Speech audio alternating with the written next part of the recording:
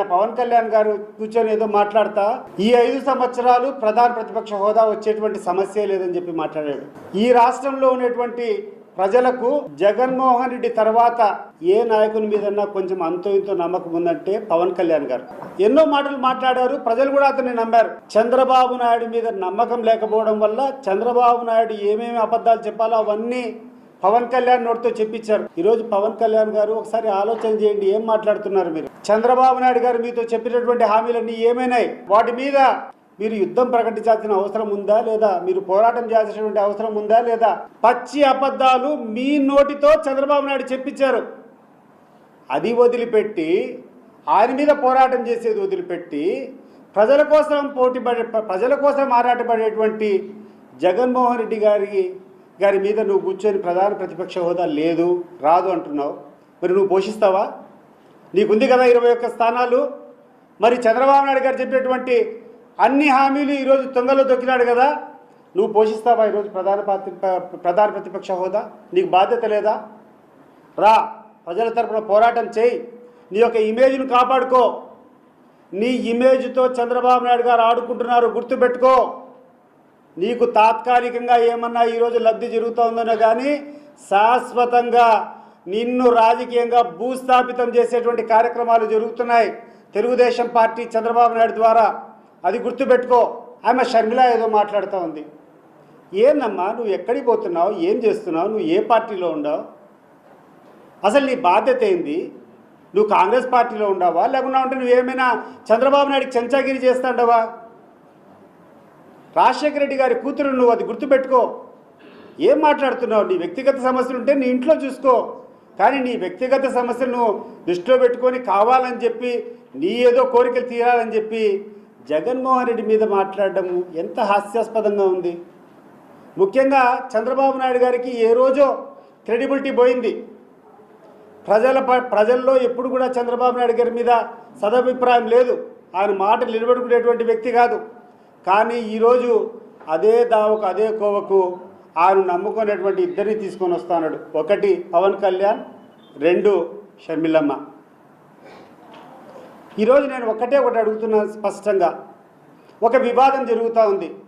జగన్మోహన్ రెడ్డి ప్రతిపక్ష హోదా కోసం ఈరోజు పోరాటం చేస్తూ ఉన్నాడు. మిమ్మల్ని కరెక్ట్గా నిలదీస్తున్నాడు. నాకు ప్రతిపక్ష హోదా ఇస్తేనే నేను వస్తాను, లేకుండా ఉంటే నేను రావడం వల్ల ఏం మేలు జరుగుతుంది రాష్ట్రానికి, ఏం మేలు జరుగుతుంది ప్రజలకు?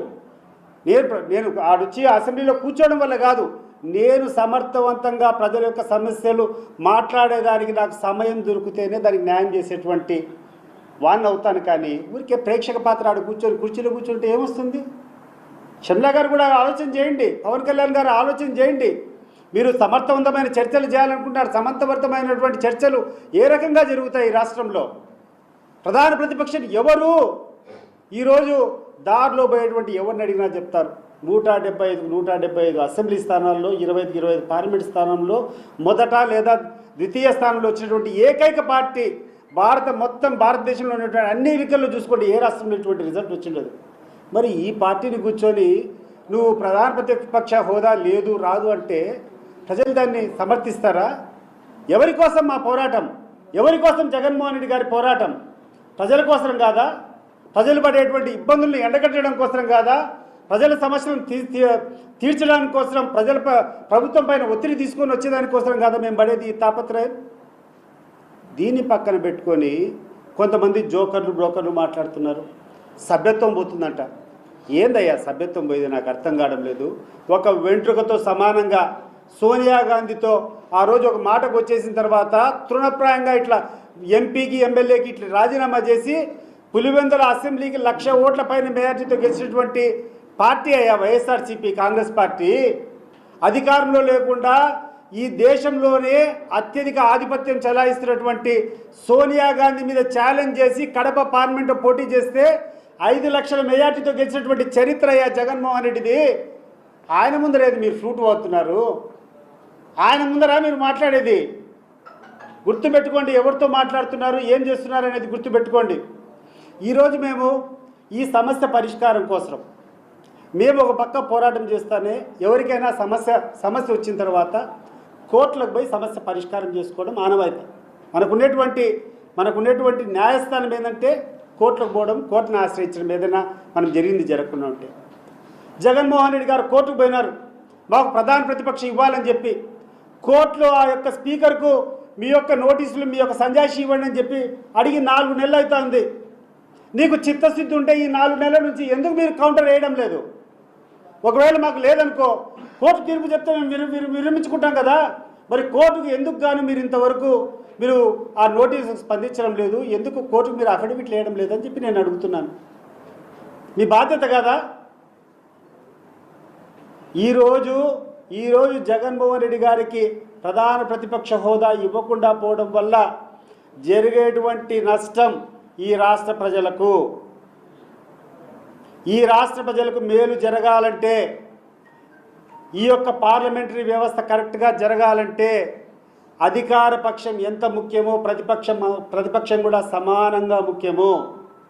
అధికార పక్షానికి సరైనటువంటి భయము, సరైనటువంటి చెక్స్ అండ్ మెజర్స్ ఉండాలంటే పార్లమెంటరీ వ్యవస్థలో ఒక క్యాబినెట్ హోదాకు సమానంగా ప్రతిపక్ష హోదాని పెట్టారంటే అందరిది బాధ్యత, ఇది ఒక్కరిది కాదు.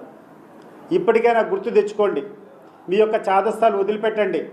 జగన్మోహన్ రెడ్డి గారి క్రేజ్ గురించి మీరు మాట్లాడేటువంటి పరిస్థితి కాదు. నువ్వేదో కూర్చొని ఒక అసెంబ్లీ అంటున్నావు, ఒక అసెంబ్లీ కాదు, సాక్షాత్తు మీ ఉప ముఖ్యమంత్రి రుయా హాస్పిటల్లో జగన్మోహన్ రెడ్డి గారు వస్తే ఏ రకంగా ఆ రోజు ప్రవర్తించాడో ఒకసారి చూసుకోండి. వీడియో క్లిప్పింగ్స్ మీకు అర్థమవుతుంది. జగన్మోహన్ రెడ్డి చరిష్మా ఏందో, జగన్మోహన్ రెడ్డి సామర్థ్యం ఏందో, జగన్మోహన్ రెడ్డికి ఉన్నటువంటి ప్రజాదరణ ఏందో మీరు క్లిప్పింగ్స్ చూసుకోండి. నిన్న గుంటూరు జిల్లాలో మిర్చి రైతులకు అన్యాయం జరుగుతుందని ఆ రైతులను పరామర్శించకపోతే అక్కడికి వచ్చేటువంటి జన ప్రభంజనం చెప్తుంది జగన్మోహన్ రెడ్డి గారి చరిష్మా. మన వల్లభనేని వంశీ జైల్లో ఉంటే పరామర్శించడానికి పోతే అక్కడికి వచ్చినటువంటి జన ప్రభంజనం చెప్తుంది జగన్మోహన్ రెడ్డి గారికి ఉన్నటువంటి ప్రజాదరణ. మారుమూల జిల్లా శ్రీకాకుళం జిల్లాలో ఒక ఎమ్మెల్సీ వాళ్ళ బంధువులు చనిపోతే జగన్మోహన్ రెడ్డి గారిని వారిని పరామర్శించినప్పుడు అక్కడికి వచ్చినటువంటి జన ప్రభంజనం చెప్తుంది జగన్మోహన్ రెడ్డి యొక్క చరిష్మా. అనవసరమైనటువంటి మాటలు మాట్లాడద్దండి. భద్రం మీకు చెప్తున్నాం, మీరు ప్రజల ఆగ్రహంతో కొట్టుకొని పోయే రోజులు దగ్గరికి వచ్చినాయి. ఇప్పటికైనా మేలుకోండి, ఇప్పటికైనా ప్రజాస్వామ్య స్ఫూర్తిని మీరు నింపండి. ప్రజల యొక్క సమస్యలు, నిలదీసేటువంటి హక్కులు ఇవన్నీ ప్రతిపక్షది. నేను అడుగుతున్నాను ఇప్పుడే, ఈ దేశంలో ఎక్కడైనా 175కు ఉన్నటువంటి 100% అసెంబ్లీ, 100% పార్లమెంట్ సీట్స్లో ఫస్ట్ లేదా సెకండ్ వచ్చినటువంటి చరిత్ర ఏ పార్టీకైనా ఉందే? ఒక వైఎస్ఆర్ కాంగ్రెస్ పార్టీకి తప్ప. మరి వైఎస్ఆర్ కాంగ్రెస్ పార్టీ కాకుండా ప్రధాన ప్రతిపక్షం ఏమవుతుంది? లేదు, మేము లేదనుకుంటాం. నువ్వు ముందరికి రా పవన్ కళ్యాణ్, నువ్వు ముందరికి రా, నువ్వు చేయి పోరాటం. మరి నీతో చెప్పించినటువంటి అబద్ధాలు, మీ చంద్రబాబు నాయుడు గారు చెప్పించినటువంటి అబద్ధాలు, వీటి మీద నువ్వు తీసుకో ప్రధాన భూమిక, ప్రధాన పాత్ర నువ్వు పోషించు. అది వదిలిపెట్టి ఏమనుకుంటున్నారు? ఈరోజు ఎక్కడికి పోయినా చాలా చీప్గా అనుకుంటున్నారు. పవన్ కళ్యాణ్ గారు మీరంటే మాకు కూడా కొంచెం అభిమానమే. మా జగన్మోహన్ రెడ్డి గారి తర్వాత ఈ రాష్ట్రంలో కొంచెం ఏదైనా కొన్ని విలువలు ఉన్నాయంటే నీ మీద నేను అనుకోని ఉన్నాను ఇన్ని రోజుల వరకు. కానీ ఈరోజు మీరు చేస్తున్నటువంటి ప్రవర్తన చూస్తూ ఉంటే ప్రజలు అనేక రకాలుగా కామెంట్ చేస్తున్నారు నీ గురించి.